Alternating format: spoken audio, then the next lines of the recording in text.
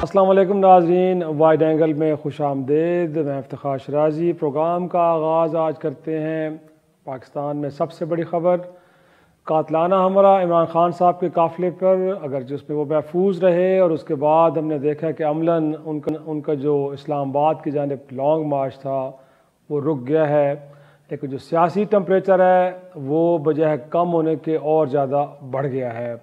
इस हमले के बाद ख़ान साहब कुछ इल्ज़ामात के साथ सामने आए और मुल्क के वज़ीर आज़म,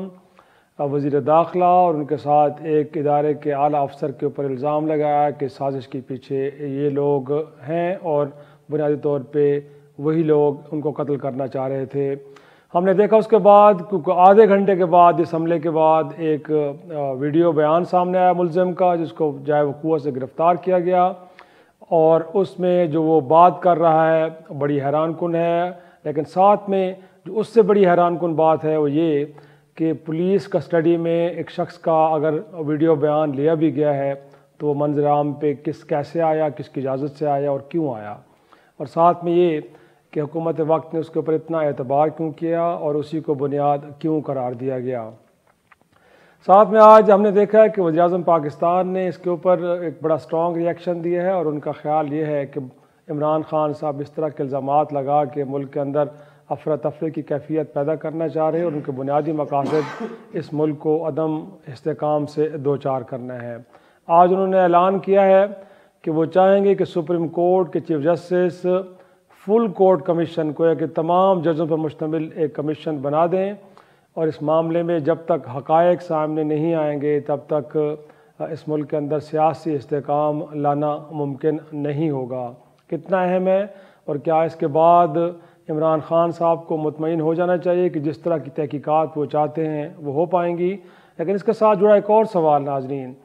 कि जहाँ पे ये हमला हुआ है वो पंजाब का इलाका है और पंजाब के अंदर तहरीक इंसाफ और उनके इत्तेहादी जमात मुस्लिम लीग काफ की हुकूमत है और जिस तरह ख़ुद ख़ान साहब फरमा रहे हैं कि इस सफ़र पे रवाना होने से कबल उनको मालूम था कि उनके ऊपर कातलाना हमला हो सकता है। अगर ये बात दुरुस्त है तो क्या वहाँ की हुकूमत ने सारे मामले को सीरियसली लिया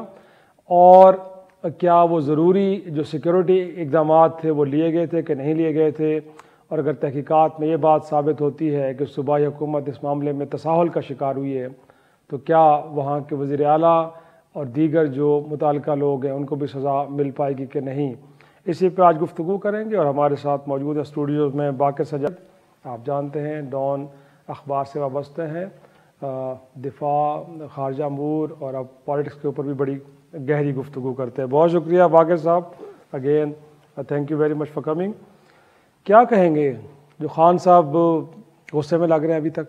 अगरचे जैसे मैंने इब्तिदाई में कहा कि पंजाब में हुआ है, उनकी हुकूमत है, वहाँ पे सिक्योरिटी के इंतज़ामात होने चाहिए थे, ख़तरात का इजहार न सिर्फ वो ख़ुद कर रहे हैं, वफाकी हुकूमत उससे पहले DGSPR DGI की प्रेस कॉन्फ्रेंस के अंदर ये बताया गया। अब वो कह रहे हैं कि साजिशी इस्लामाबाद में बैठे हैं, उन्होंने सब कुछ किया है, अगर कर रहे थे तो आप क्या कर रहे थे, आपके एंड पे तो कोई इक़दाम नहीं लिए गए सारे साजिश को नाकाम करने के लिए। जी शराजी साहब, इमरान साहब का गुस्सा एक अपनी जगह पर और एज ओपोजिशन लीडर और जैसे उनकी एक पर्सनालिटी है वो हमेशा से एग्रेसिव रहे हैं। अब अगर हम पुराने चले जाएँ वो क्रिकेटिंग दौर में भी तो एज एन एग्रेसिव कैप्टन जाने जाते थे, तो ज़्यादा वो एग्रेशन के साथ ही अपने ओपोनेंट्स का मुकाबला करते हैं, वो एक उनका पर्सनल ट्रेट है। लेकिन जो मेरा ख्याल में जो ज़्यादा परेशान कुन बात है इस वक्त कि ये जिस तरह से जिस रफ्तार से और जिस डायरेक्शन में ये चीज़ें जा रही हैं वो मेरा ख्याल में हम सब के लिए लम्हा फ़िक्रिया होना चाहिए कि अब हमारे सामने एक क्योस जिसे कहते हैं अंग्रेजी में इनएविटेबल है, बिल्कुल वाज़े है और यकीनी है कि इस मुल्क को एक बेयकीनी की सूरत हाल में एक क्योस की तरफ धकेला जा रहा है। अब वो कौन लोग धकेल रहे हैं, क्या खान साहब की मतलब ये खुद पैदा करता है सिचुएशन? मेरा ख्याल में ऐसे नहीं है। खान साहब ने जब अगर आप चले जाएं पीछे अप्रैल में, और मैं पिछले इतवार सैटरडे को भी आपके प्रोग्राम में कहा था कि खान साहब की ये जो एस्केलेशन लेडर है ये ग्रेजुअली आगे प्रोग्रेस किया है। शुरू में उनका बयानिया अमेरिका मुखालिफ था और उन्होंने कोशिश की कि मुल्क के अंदर एंटी अमेरिकन सेंटीमेंट है उसको एक्सप्लॉइट करें, और जाहिर बात है जब उन्होंने अपने जो ओपोनेंट, सियासी ओपोनेंट्स हैं, उनको भी टारगेट किया, लेकिन उस वक्त उनकी सुनवाई नहीं हुई। जब उन्होंने मई में सड़क का रुख इख्तियार किया, लॉन्ग मार्च की कोशिश की, उसको दबा तो दिया गया उस वक्त और एक बातचीत का सिलसिला शुरू हुआ, लेकिन मेरे ख्याल में उस वक्त से आज तक जो हमारे, आप समझे कि इंटेलिजेंट लोग हैं, मैं किसी इदारे के नहीं, इंटेलिजेंट जो ज़हीन लोग इधर बैठे हैं या दूसरे शहरों में बैठे हैं, वो सूरत हाल की नब्ज़ को नहीं समझ सके। क्योंकि ये क्लैश अगर कहें चले अमेरिका और इमरान खान का क्लैश नहीं, इमरान खान का और उस अपोजिशन पार्टी जो उस वक्त की थी और आज की हुकूमत के दरमियान एक क्लैश था, ये इवॉल्व हो के अब इमरान खान वर्सेस आर्मी बन गया है। और ये कोई नई बात नहीं है, ये पुरानी बात नहीं है, ये बस अब रिसेंट आप समझे 1-2 महीनों की बात है। और जो ज़्यादा जो मेरे लिए जैसे कहे ना कि तशवीशनाक बात है कि जिस रफ्तार के साथ अब प्रोग्रेशन हो रही है, एक होती है ना एस्केलेशन, आज हुई कल हुई, मतलब कुछ अर्सा महीना लगा, घंटों में हो रही है, ये तो घंटों में और हफ्तों में और दिनों में आप तेजी से आगे बढ़ रही है। सही, लेकिन अगर बाकिर मैं आपकी बात को मान लूं कि उन्होंने जो एंटी अमेरिकन सेंटिमेंट्स थे उनको लेके एक नैरेटिव बिल्ड किया, तो उनको क्या कंसेशंस मिलनी चाहिए थी? आपका क्या ख्याल है कि उस नैरेटिव को सब सच मानते? अगर बाद में ऑडियो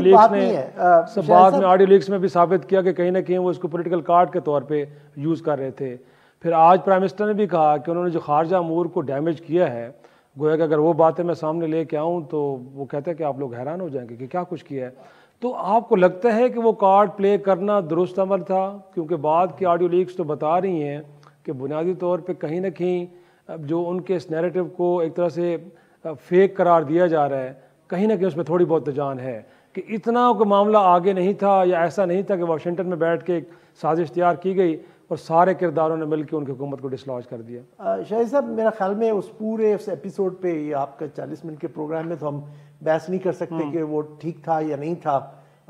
यकीनन कुछ ना कुछ थी चीज़ जिसको एक्सप्लॉइट किया गया इमरान खान की तरफ से। अगर वो चीज़ एग्जिस्ट ही नहीं करती थी तो इमरान खान उसको यकीनन एक्सप्लॉइट नहीं करते।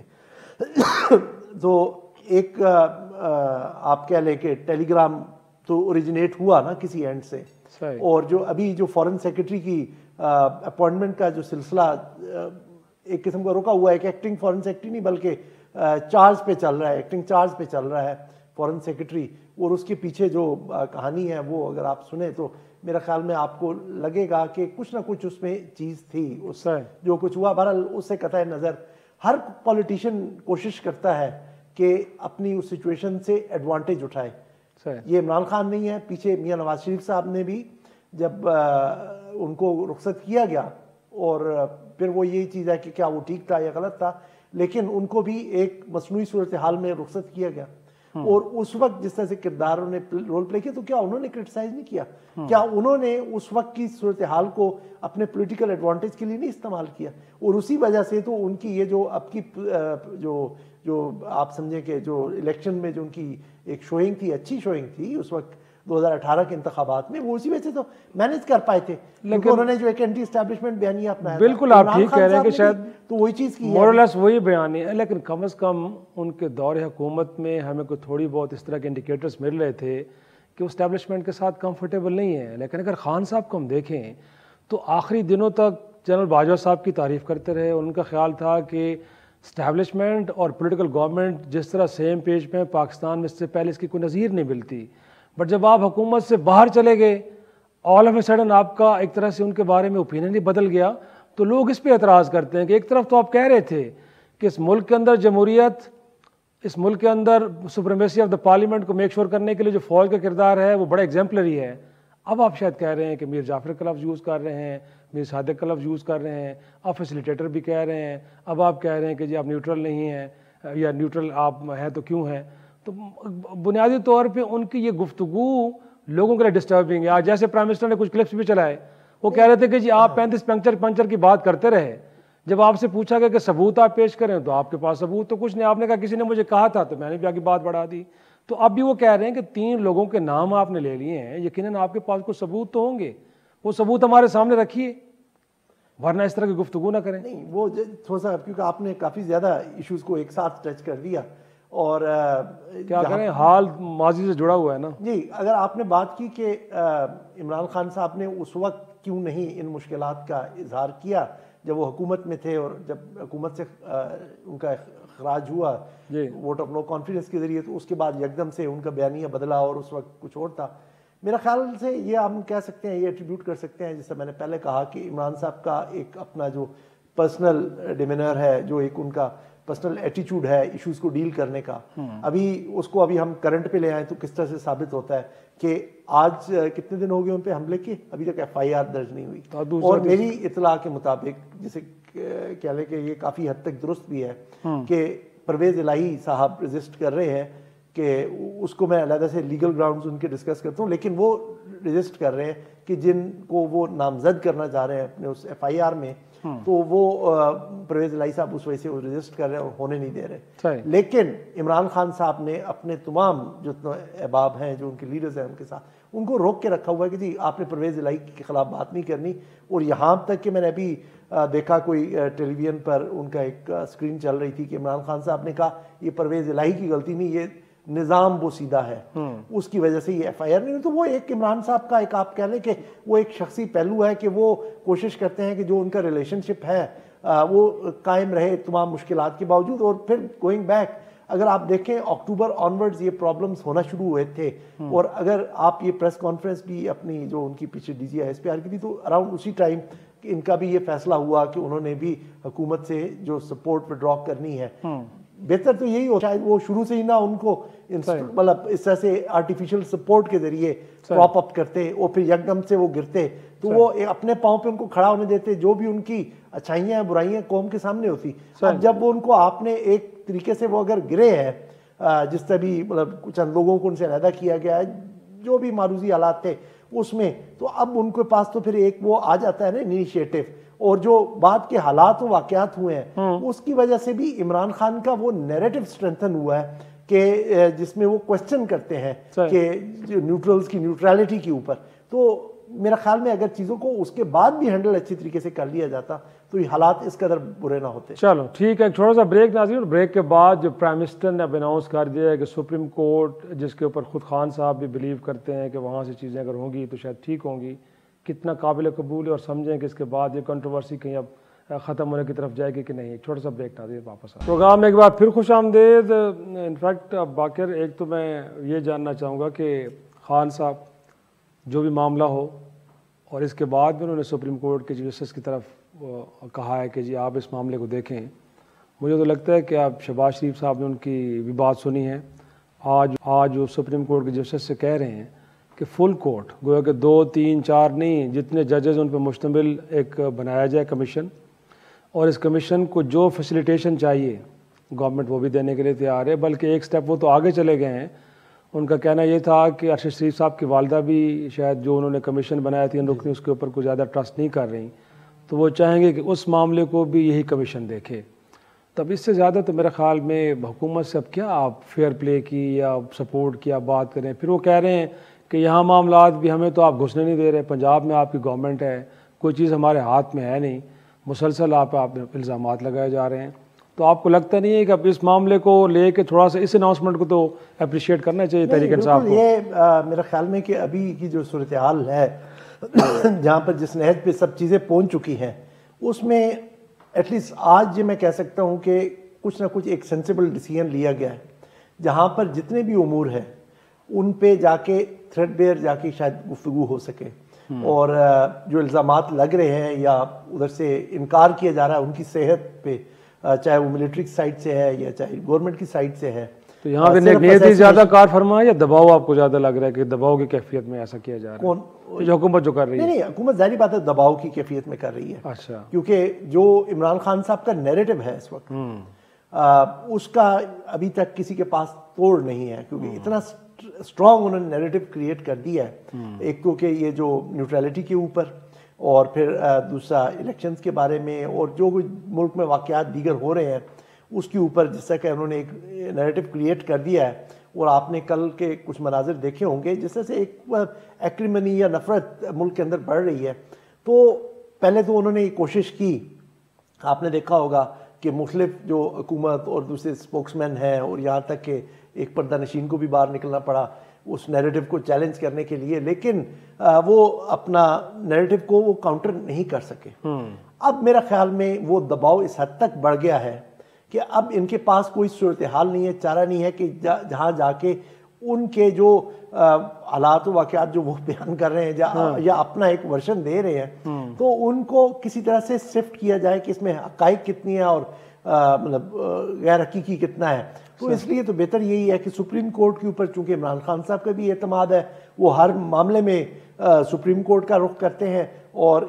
लोग उनको इस बात पे क्रिटिसाइज भी करते हैं पार्टी के अंदर भी कि इतना ज़्यादा सुप्रीम कोर्ट की तरफ ना देखा करें। तो वो अपना अब फिर मेरे ख्याल में आपके ख्याल में दुरुस्त है इन्होंने ये एक अच्छा फैसला है। लेकिन साथ में एक और जो डिस्कशन कल से चल रही है और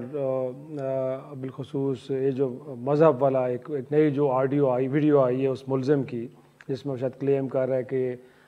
इमरान खान साहब पता नहीं अपने आप को कैसे पोर्ट्रे कर रहे हैं, शायद नौज़ुबिल्लाह नबी के तौर पे।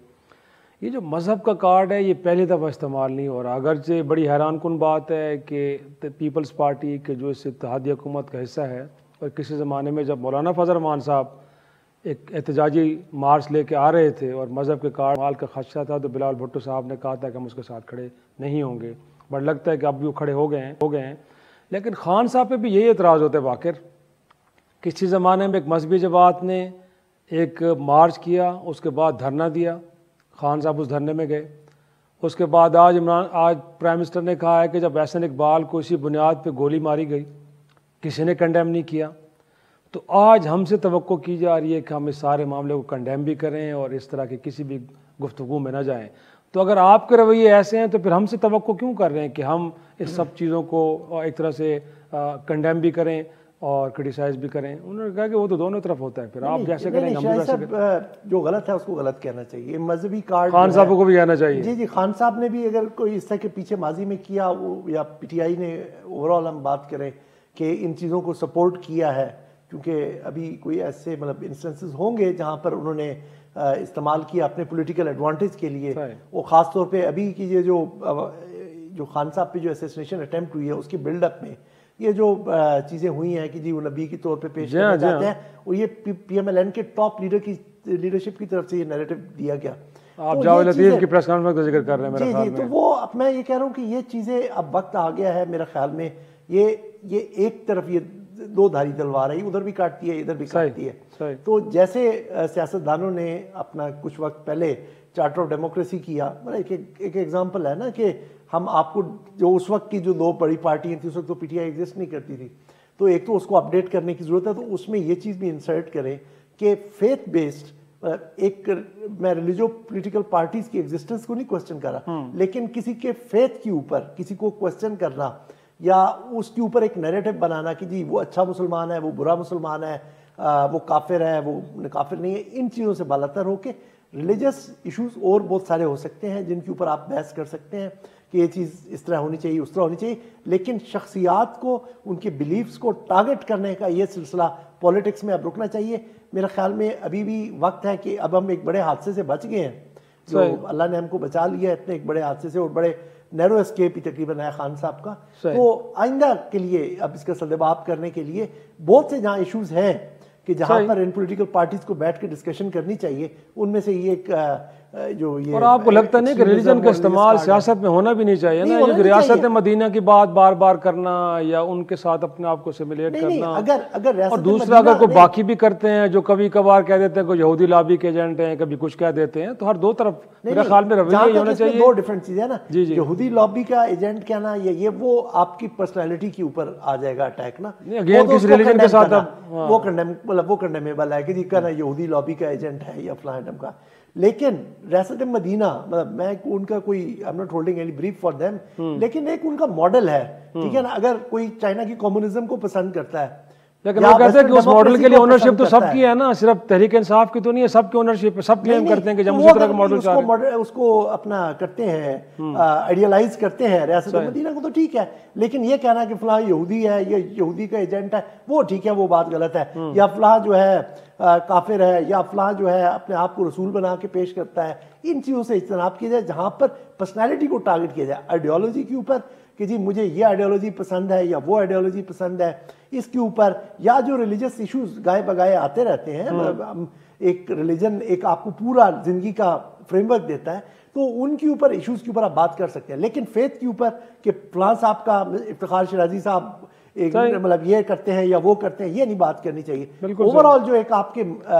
कंटेम्प्रेरी इश्यूज आपके रिलीजन में राइज होते रहते हैं और उनका जो आपकी कॉमन लाइफ पे इम्पैक्ट पड़ता है उसके ऊपर, या आपको रियासत मदीना का मॉडल पसंद है, उस पर मेरा इल्म है। लेकिन अगर अगेन अब आते हैं इस तरफ कि अब वे फॉरवर्ड क्या है। खान साहब प्रॉब्लम ये है कि उन्होंने एक वक्त में कई फ्रंट्स खोले हुए हैं, और ये हमने पहली दफ़ा देखा है कि कोई भी सियासतदान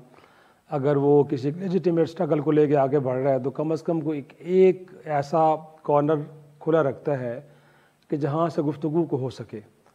लेकिन प्रॉब्लम यहाँ पे कि ख़ुद वो 13 जमाती इत्तेहाद है, उनको तो वो चोर कह रहे हैं, वो कह रहे हैं कि इनको तो बर्दाश्त ही नहीं करते, इनके साथ तो गुफ्तगू करना वो कहते महाल है। अब माजी में हमने देखा है क्योंकि इदारा है जहाँ से कहीं ना कहीं कोई एक रिपेयर वर्क होता है, कहीं ना कहीं गुफ्तगू का आगाज़ होता है, कोई मीडिएशन होती है। अब उस तरफ भी खान साहब ने अपना फ्रंट ओपन किया हुआ है, तो फिर आपको लगता है कि कहीं चीज़ें आगे बढ़ पाएंगी? ये तो कयास और अनरेस्ट और एक तरह से चीज़ें और बढ़ती नहीं जाएंगी? तो कुछ थोड़ी सी रियलाइजेशन है पीटीआई के एंड पे कि भाई कहीं ना कहीं तो हमें खैर अंधेरे में तो मिल लेते हैं, उजाले में भी मिल लेना चाहिए, और कहीं अब वे फॉरवर्ड तो यही है कि गुफ्तगू करेंगे तो मामला सुलझेंगे, वरना तो नहीं। शिराजी साहब, वे फॉरवर्ड पे जाने से पहले मेरे ख्याल में जो एक एरिया हम अभी तक टच नहीं किया और उस पर भी आ जाते हैं कि FIR जो है ना वे फॉरवर्ड में ही आती है कि वाकई की FIR जल्द अज जल्द दर्ज होनी चाहिए, क्योंकि ये सुप्रीम कोर्ट चीफ मिनिस्टर बदलें, उसको कोई और गोल लेके आए। वो सुप्रीम कोर्ट की भी रूलिंग है कि ये जो ये होता है, ये एक जस्ट एक फर्स्ट इंफॉर्मेशन होती है कि ये वाकया हो गया है। इसमें कि किसने किया, किन सर्कमस्टांसेस में किया, इससे कोई तल्लक नहीं है। अगर मुद्दई जो है, जो भी अपना कर रहा है FIR जिसने दर्ज कराने के लिए कहा है, अगर वो बयान भी करता है तो वो कोई लाजमी जुज़ नहीं है। ये तो इन्वेस्टिगेशन ऑफिसर का काम है कि उसको उसमें हक़ाइक़ तलाश करे और उन पे कार्रवाई करे। जहाँ तक आपने ये जो पॉलिटिकल एक स्टेलमेट बन गया है, जिसका आप कह रहे हैं कि क्योस की तरफ सूरत हाल जा रही है, मैंने भी शुरू में बिल्कुल इसी तरह से कहा था कि क्योस बन गया है और एक ये कह रहे हैं ये प्रेशर कुकर सिचुएशन बन चुकी है और बैक चैनल पे टॉक्स होती रही हैं इनकी। लेकिन अब वो ये ऐसी सूरत हाल हो गई है कि पोजीशंस बहुत ज़्यादा हार्डन हो गई हैं, चाहे PTI की साइड पे है या आर्मी की साइड पे है। जो गवर्नमेंट है उसको मैं न 3 में समझता हूँ न 13 में, क्योंकि एक बाई स्टैंडर्ड है ना, उनमें विल है ना कैपेसिटी है कि इस स्टेलमेट को तोड़े ना। वो तो चाह रहे हैं बाकिर, नहीं वो एक छोटे से ब्रेक के लिए कहा अगर मैं ले लूँ तो उसके बाद आपकी तरफ आऊँगा। और साथ में जाने से पहले जुल्फकार अली भुट्टो भी किसी ज़माने में प्राइम मिनिस्टर थे जब उनके खिलाफ FIR कत्ल की कटी थी, अगर इस मुकदमे में फिर उनकी जान भी चली गई। लेकिन अगर शहबाज शरीफ समझते हैं कि खान साहब के इल्ज़ामात पे कुछ भी नहीं है तो बड़े दिल का मुजाहरा करें, FIR कटने दें, उनका नाम आ रहा है तो आने दें। छोटी सी ब्रेक और ब्रेक नहीं पड़ता जी, उससे कोई फर्क नहीं पड़ता, बिल्कुल नहीं पड़ता। छोटी सी ब्रेक और ब्रेक के बाद बाकर के साथ जो हम गुफ्तगू कर रहे थे कि वे फॉरवर्ड है क्या, ये अब बंद गली से निकलेंगे क्या सारे लोग। एक छोटी सी ब्रेक के बाद प्रोग्राम में एक बार फिर खुश आमदेद। बाकर, आपको क्या लगता है कि अब बंद गली से निकल जाएंगे सब लोग और उसके लिए कोई रास्ता मौजूद है और विल भी है? नहीं, इस वक्त जो सूरत जैसे हम पहले बात कर रहे थे कि विल शायद मुझे इस वक्त नज़र नहीं आ रही कि पोजीशंस बहुत हार्ड लाइन पोजीशंस दोनों साइडों ने, PTI ने और आर्मी ने भी ले ली हैं। अब यहाँ से आगे जाना और किस तरह से वो एक दूसरे के लिए एकोमोडेशन पैदा करें, ये इसके ऊपर काफ़ी वक्त ज़ाया कर दिया गया। पिछले 6 महीने से 5 महीने से ये जो बैक चैनल चल रहा था और सूरत हाल की नज़ाकत नहीं समझी जा रही थी, अब वो वक्त ज़ाया कर दिया गया। और सबसे ऊपर जो मैं समझता हूँ कि जो आई थिंक जो है, जो सबसे ज़्यादा जो इस वक्त अर्जेंट मसला आ रहा है वो ये है कि आज से अब कोई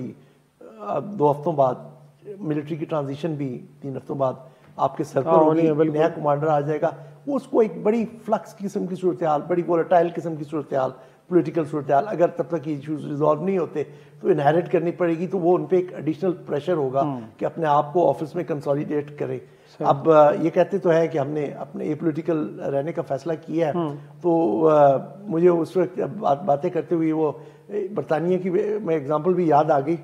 कि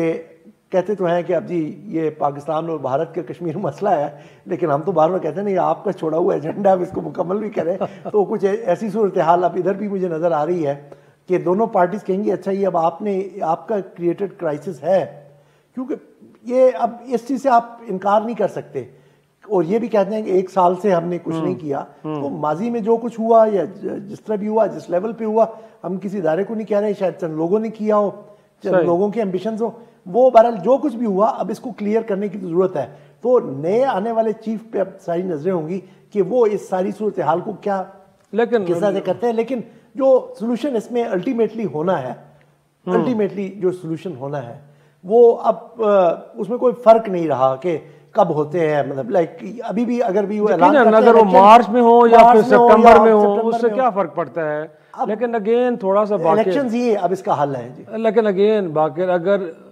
इशू रिजॉल्व इस तरह होना है कि जिस तरह खान साहब कह रहे हैं उस बात को मान लिया जाए, तो फिर तासुर तो ये जाता है कि कोई बंदा जत्था लेके आए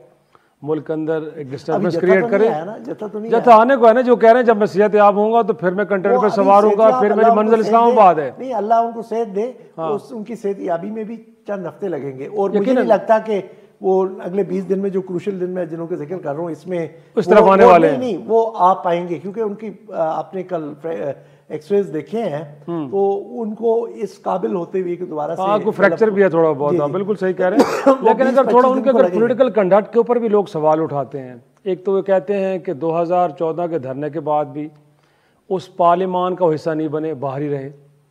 अब इस हुकूमत के दौरान 4.25 साल जिस तरह वो रहे हैं, ऑर्डिनेंस आते रहे हैं आपके सामने हैं, लॉ मेकिंग जिस तरह होती रही वो आपके सामने है, पार्लियामेंट को जितनी खुद वो इज़्ज़त देते रहे वो आपके सामने है।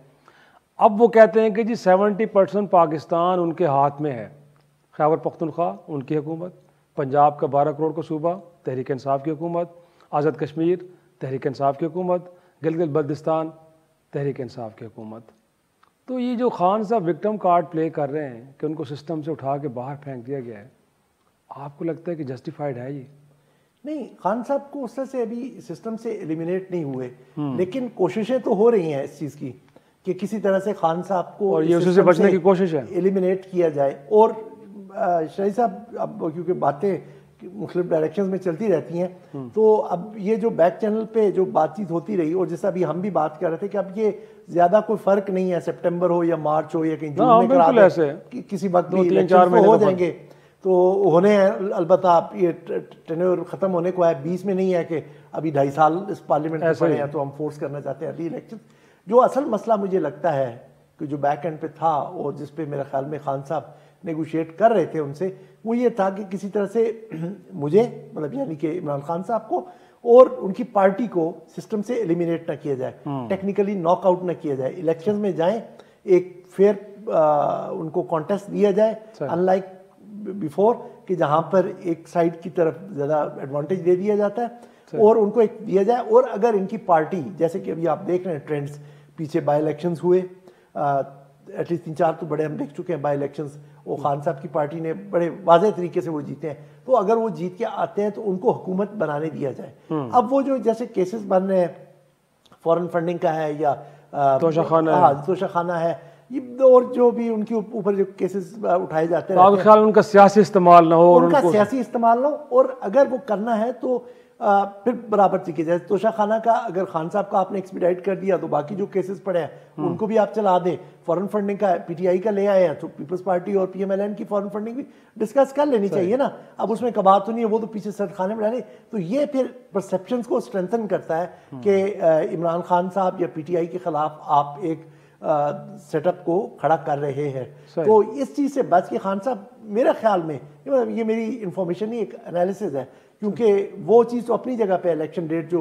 इन्होंने सामने एक रखा हुआ है कि जिसको हम नेगोशिएट कर रहे हैं, लेकिन एट द बैक एंड उनका यही है कि मैं प्रेशर क्रिएट करके उनको मजबूर करूं कि मुझे आप टेक्निकली नॉकआउट ना करें, और अगर मैं वापस आ जाता हूं, मेरी पार्टी आ जाती है, तो मुझे आप इक़्तिदार से ना रोकें। लेकिन अब इससे पहले कि ब्रेक लें, आपको लगता है कि ये जो पिछले हम 15-20 वर्षों में एक पॉलिटिकल अनरेस्ट देख रहे हैं, कोई आ रहा है कोई जा रहा है,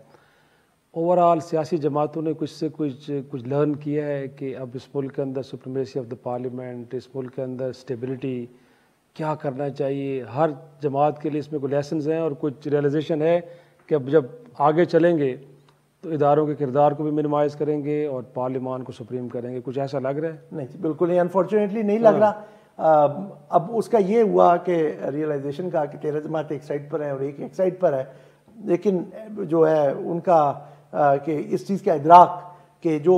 एक्सटर्नल इंटरवेंशन है पॉलिटिक्स में उसको किस तरह से एलिमिनेट करना है, उस पर ये बात करने को तैयार नहीं है। ख्वाहिश है दोनों साइडों पर, लेकिन जो उनका म्यूचुअल डिस्ट्रस्ट है वो उनको प्रिवेंट कर रहा है। मुझे थोड़ा सा ज़ाती तौर पे ये पता है कि इन लोगों से, तीनों पार्टीज़ के मिलने से, मतलब इनके लोगों से मिलने से जो मुझे एक सेंस मिला वो ये है कि सब ये चाहते हैं कि किसी तरह से जो सिविल मिलिट्री इम्बैलेंस की बात की जाती है उसको करेक्ट करने के लिए हम सब बैठ के बात करें, और इनको करनी चाहिए, लेकिन पहल करने को कोई तैयार नहीं है और दूसरे पे कोई एतमाद करने को तैयार नहीं है, जिसका वजह से ये होता है कि जैसे अब के ये अप्रैल का वाक़या हुआ या मार्च अप्रैल का वोट ऑफ नो कॉन्फिडेंस, तो एक साइड जो होती है ला महला वो दूसरे एक्टर की तरफ देखना शुरू कर देती है, और जो बाहर जाती है गेम से वो उसको बुरा भला कहना शुरू कर देती है। ये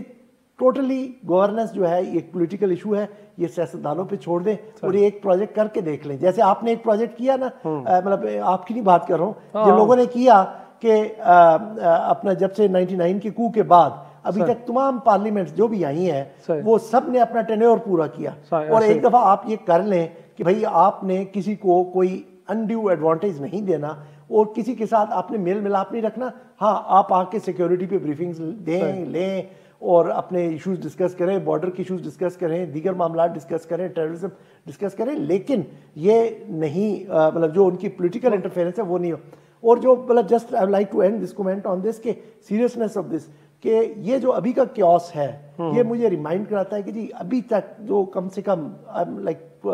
49 ईयर्स ओल्ड, अभी तक के जितने इन पिछले 49 सालों में जो क्राइसिस हैं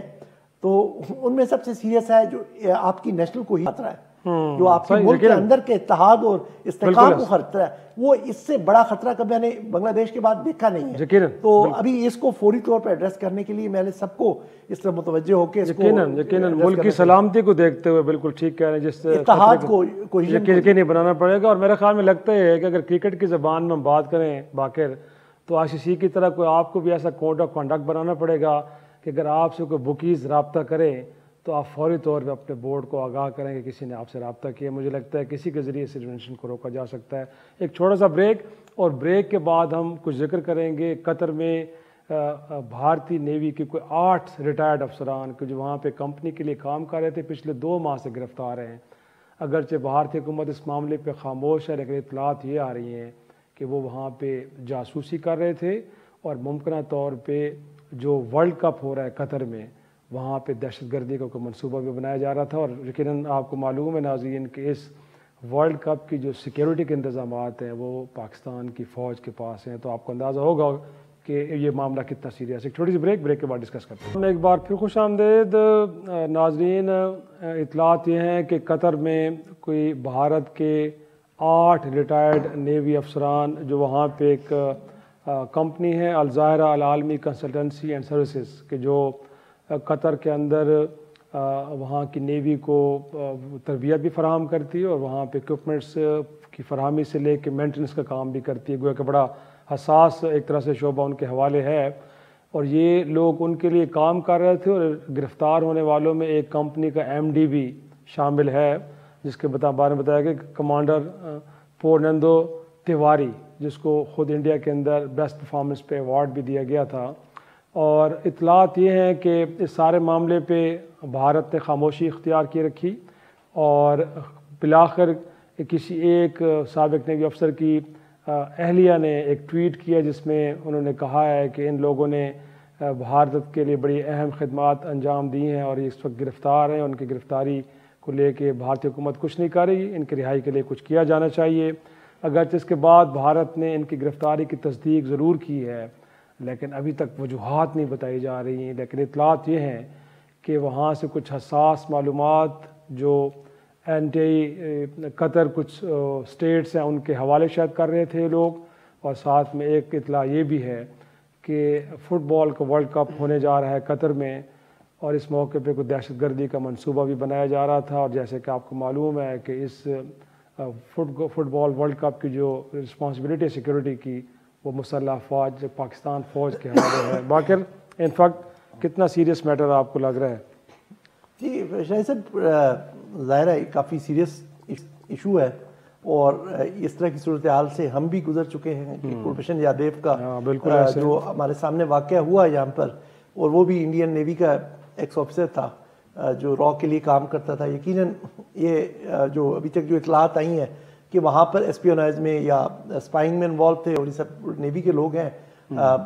लोग कवर तो इस्तेमाल करते हैं। अब वो उन्होंने जो भी जिस कंपनी का आपने नाम लिया उसके कवर यूज़ करके वो कर रहे थे, और ये भारत का खासा रहा है कि ये दूसरे ममालिक में जाके अपनी जासूसी के लिए अपने लोगों को प्लांट करते हैं। जैसे चाबहार को भी उन्होंने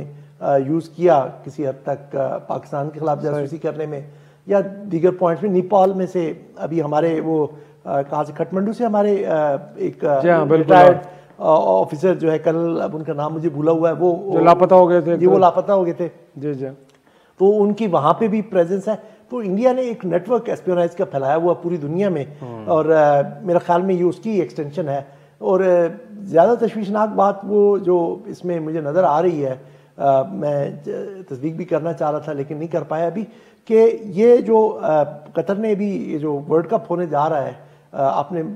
कहा कि उसको सैबोटाइज करने के लिए भी कोशिश हो सकती है, लेकिन कतर ने सिर्फ इन लोगों को गिरफ्तार करके उसको प्रीएम्प्ट शायद नहीं कर पाएंगे, क्योंकि कतर ने ये जो सिक्योरिटी का मामला है सिर्फ अफवाज पाकिस्तान को नहीं दिया हुआ, ये मुख्तलिफ ममालिक को मुख्तलिफ ड्यूटीज दी हुई हैं। फ्रेंच भी इन्वॉल्व हैं, दूसरे ममालिक भी इन्वॉल्व हैं, मलेशिया इंडोनेशिया भी इन्वॉल्व हैं। इंडियंस को साइबर सिक्योरिटी दी हुई है उन्होंने। हाँ, अब इंडियंस का क्या वो रोल को रिव्यू करेंगे या नहीं करेंगे, ये अब कतरी अथॉरिटीज के लिए उनका अपना मसला है, लेकिन मेरा ख्याल में उनको होश के नाखुन लेने चाहिए और इन पे किस तरह से ट्रस्ट करना है नहीं करना, वो इस प्रोसेस को जल्दी एक्सपीडाइट करके इसकी रोशनी में उन्हें फैसले करने चाहिए। यकीनन बड़ा सीरियस मैटर है, उसमें कोई शक नहीं है कि इस मामले को कतर को बड़ी संजीदगी के साथ देखना पड़ेगा, वरना यकीनी तौर पे कोई भी सानिया हो सकता है। नाज़रीन, आज का शो यहीं ख़त्म करते हैं, इजाज़त दीजिए, खुदा हाफ़िज़।